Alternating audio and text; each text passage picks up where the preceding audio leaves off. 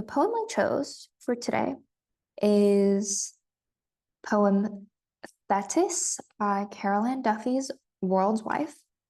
So just a quick background on A World's Wife. So this is actually quite a popular poetry collection that is used by IB. And The World's Wife is a 1999 poetry collection that does give voice to the silenced or sidelined women from myth, history, and literature. So these poems often act as feminist reinterpretations or subversions of male-centered narratives.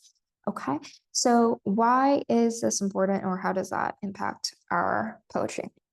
So we're gonna kind of analyze Thetis first. So for literature, something that is so important to do for classical literature or plays or poetry like this is to honestly do a bit of contextual research before you even dive into analyzing the actual quotes and such, right? So for this poem, Thetis, right, we need to find out who this is referring to, right? So if you guys are interested in Greek mythology, you guys would have already guessed that Thetis is the name after a water goddess, right? She is actually a sea nymph. And what she's known for, or what she's her famous story in the Greek mythology, is that not only is she the mother of Achilles, the hero, but she is also known for her shape-shifting abilities.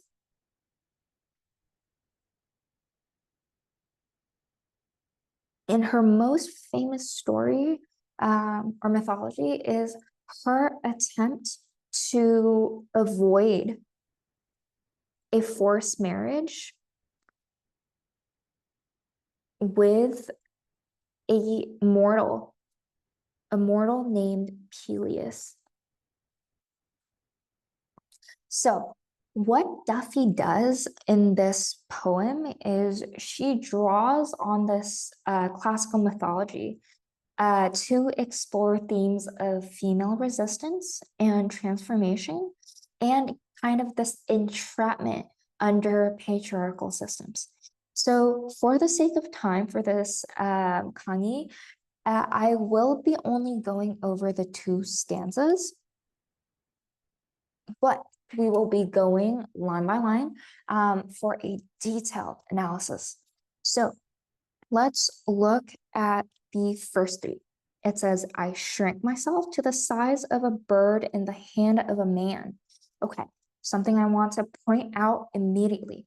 Do you see how there is no punctuation in line 1 and 2, right? It continues over to the next line, right? This is something called an enjambment.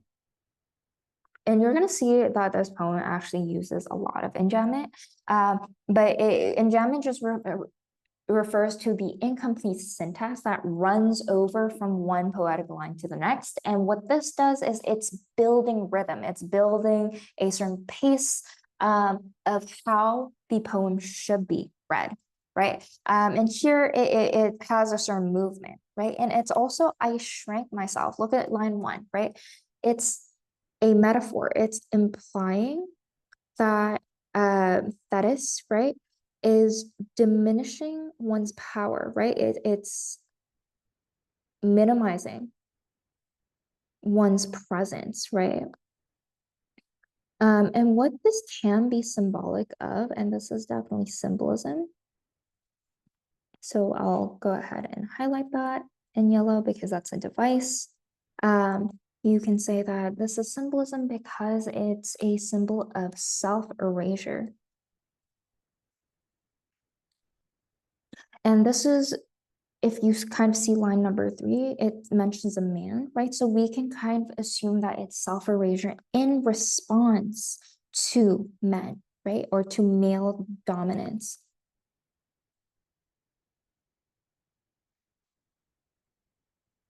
And what I also want you to notice is the fact that it is in first person.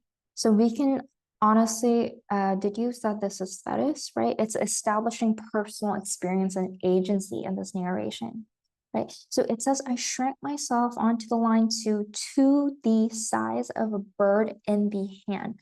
Okay, so this is imagery, visual imagery, right? So to the size of the bird of the hand, it's conveying a certain type of fragility, right? Fragility or powerlessness. And if you think about it, it's also symbolic, right? A bird in the hand, right? A bird in the hand also can be symbolic of captivity, right?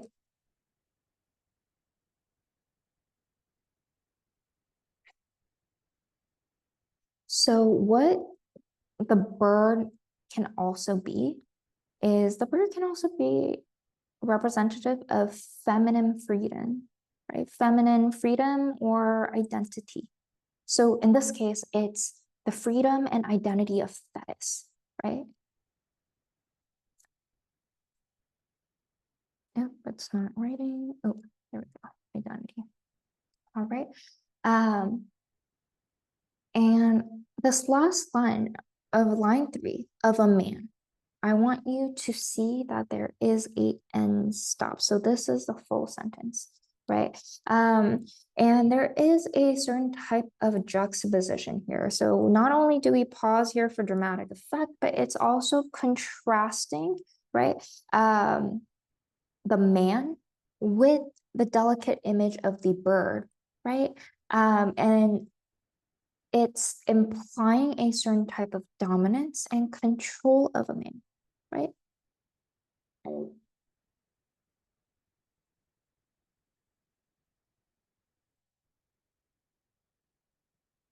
Implied dominance.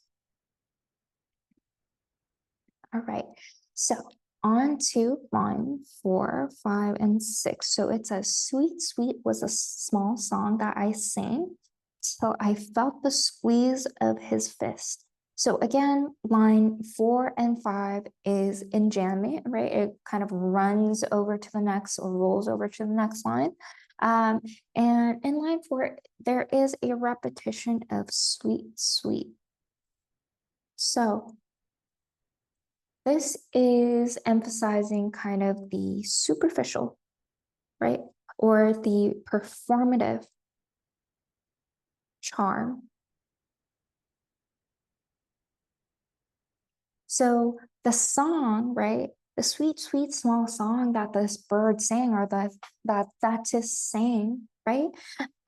Symbolizes the thesis's attempt or the persona's attempt to appease or survive through conformity, right? It's singing so that the hand doesn't crush her. So it's singing for survival, right? So this is what we want to link it to, right? Symbolism. Again, to Thetis's attempt of survival through conformity.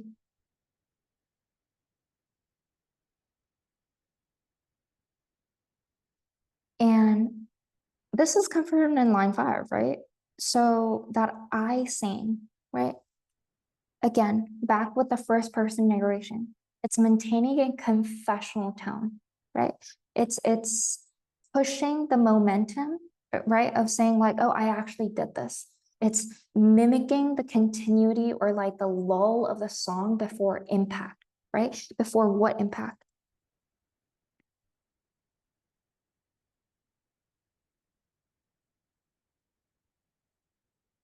And we see the impact right in the next line 6, right? Till I felt the squeeze of his face, right? This is definitely violent imagery, right? And this is not hard to figure out that it's suggesting oppression. Violent imagery. Suggesting oppression, and like it's very violent, so it can actually mean physical or emotional control as well.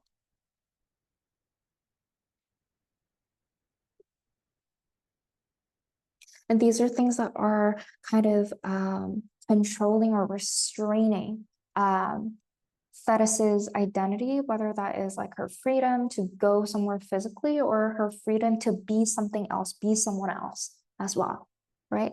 And the contrast between the sweet song and the fist does also represent that there is this like innocence, right? There is this innocence that has been crushed.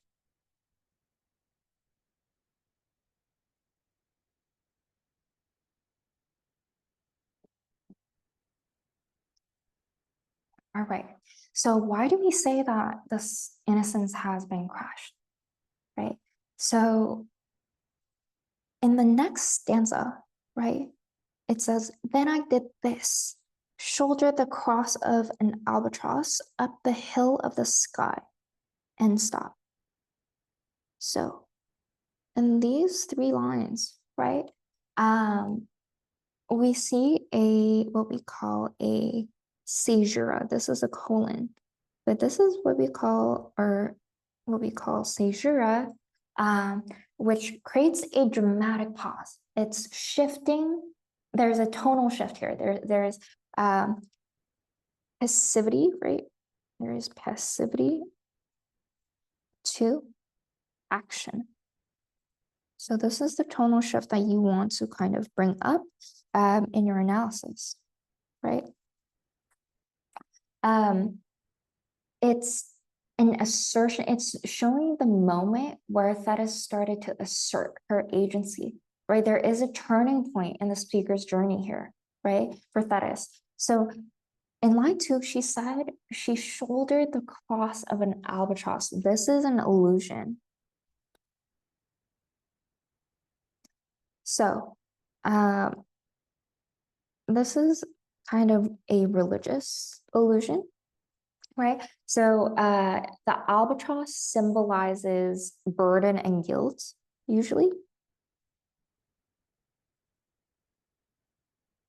And this is religious because it's basically saying she shouldered the cross, right? Which does evoke martyrdom.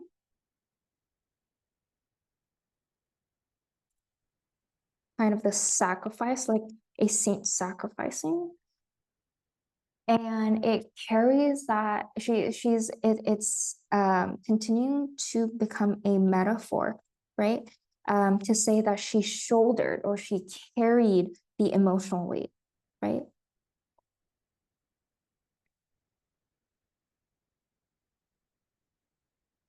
And the emotional weight of what? The emotional weight of resistance, right? Whether that's resistance to this man or resisting to certain conformities of the patriarchal system, she's saying there is a certain weight from going against that, right? And this is emphasized in line 3, right? She's saying that she's shouldering the cross of an albatross up the hill of the sky, right? Okay, why is this important? It's the personification of hill of the sky, okay? So why do I say that is personification? It is because the sky is transformed, right? The sky is made into this terrain, right? A terrain to be climbed, almost like a mountain, right? So what this suggests is it suggests struggle, right? It's a constant struggle moving up. It's a constant struggle to navigate the sky or this terrain, right? So it's suggesting a steep ascent, like the upward movement, right? It's striving or struggle for freedom. Right. And this is quite odd because the sky usually when we talk about birds flying, right? That is a visual imagery that is symbolic of freedom. But in this case, it's the direct opposite, right? She is flying, she is a bird. However, she is still struggling for freedom, right? She's running away, right?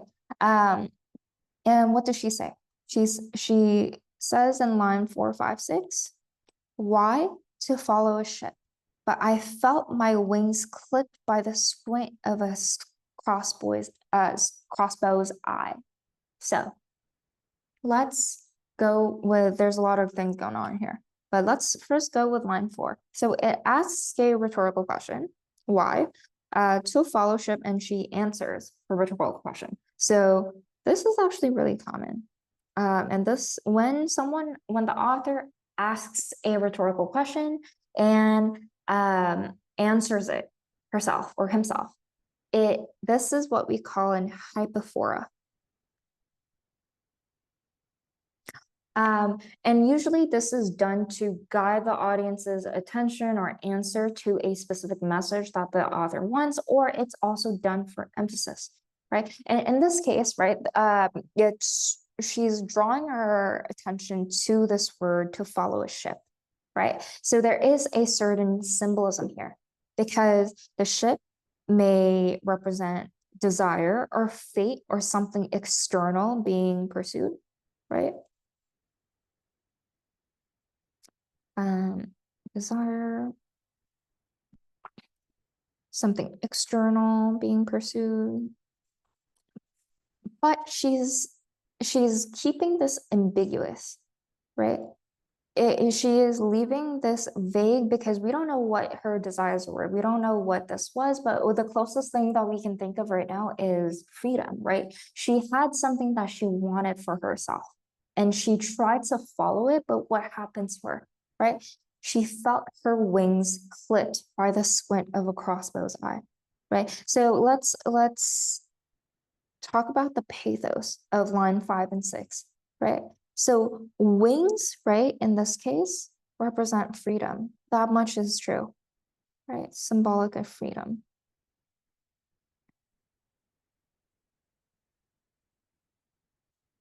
But there is a shift in tone once again from line 4 to 5 and 6, right? Shift in tone because the but reflects a sign of reversal. So what does that mean? It means there was a momentary freedom that was actually short-lived.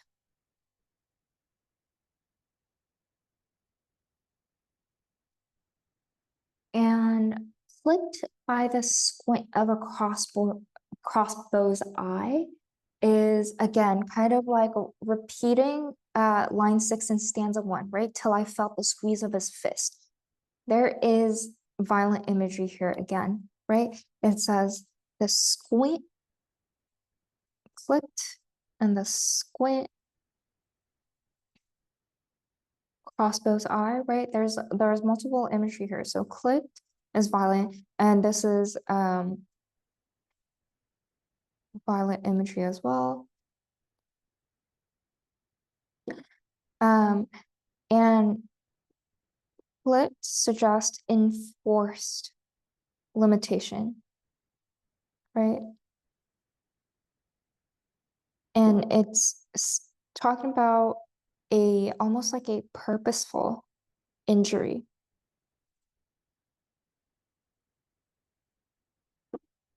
Right. And think about this as well. It's if it was an actual crossbow, right? Like let's talk about this literally, right?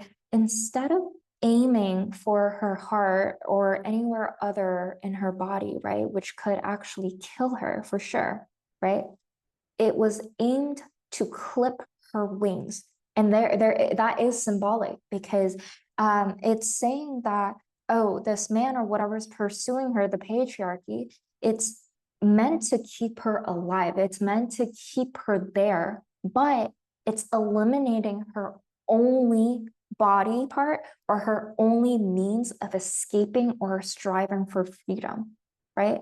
And there is a certain violence in that as well, that emphasizes that really what they are after is the control of Thetis, whether that is the control her physically or control her identity. It is mainly for control, right? And the personification of I, right, of the crossbow, right?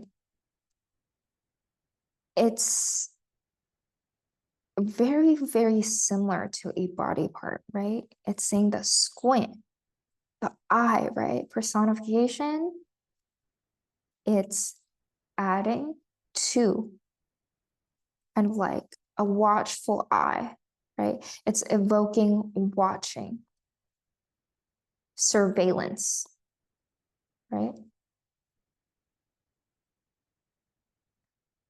So what could possibly be surveilling Thetis and women at large? The patriarchy or the male dominance, right? As long as Thetis stays within the palms of the man, as long as Thetis follows or confirms or, sings sweet songs for the man, right? She will not be aimed. However, she is surveilled for the chance that she might, right? She might fly upwards. She might try to escape. And she might try to escape from the certain conformist beliefs that patriarchy pushes onto women, right? So although we only analyzed these two stanzas, right, we can very much see the symbol of the male gaze, right? The crossbow becomes a metaphor for patriarchal surveillance and harm, right? And the Duffy is highlighting how female autonomy is not only undermined by physical force, but also by the male gaze. So constant surveillance and judgment that curtail women's freedom, right? And even someone as great as Thetis, even someone who is a water goddess, who is the mother of a Greek hero Achilles, cannot escape this, right? Her rings are still clipped to a certain point, which was kind of proven to her forced marriage of with the mortal Peleus in the original Greek mythology, right? So that was our full kind of partial analysis on Thetis for the two stanzas. And today we actually explored two contrasting yet very equally powerful forms of communication, which is visual advertisements and poetry. So I hope today's session gave you a taste of the textual analysis skills that you will be needing for IB English A. And if you have any questions, feel free to message us. All right. Thank you for watching, and I'll see you in the next session. Bye-bye.